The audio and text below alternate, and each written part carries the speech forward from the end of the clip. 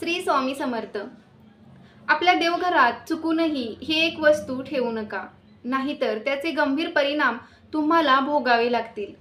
कोणती आहे ती वस्तू जाणून घेऊया. तर मित्रांनो, आपण दररोज देवपूजा करत असतो. देवपूजा करताना आपण दिवा, अगरबत्ती किंवा धूप लावतो. यामुळे आपल्या घरात सकारात्मक ऊर्जा येते, घरात सुखसमृद्धी येते. तसेच घरात शांतता आणि आनंदी वातावरण निर्माण होते. पण आपण घरात देवपूजा करताना ही एक खूप मोठी चूक करतो. त्यामुळे आपण जी काही पूजा करतो त्या पूजेचे आपल्याला फळ मिळत नाही. अशी कोणती चूक करतो तर आपण जो दिवा लावतो, तो दिवा लावताना आपण नकळतपणे जी काडीपिटी असते ती काडीपिटी आपण आपल्या देवघरात तशीच ठेवतो. त्यामुळे आपण जी पूजा करतो, जी प्रार्थना करतो, त्या प्रार्थनेचे फळ आपल्याला मिळत नाही.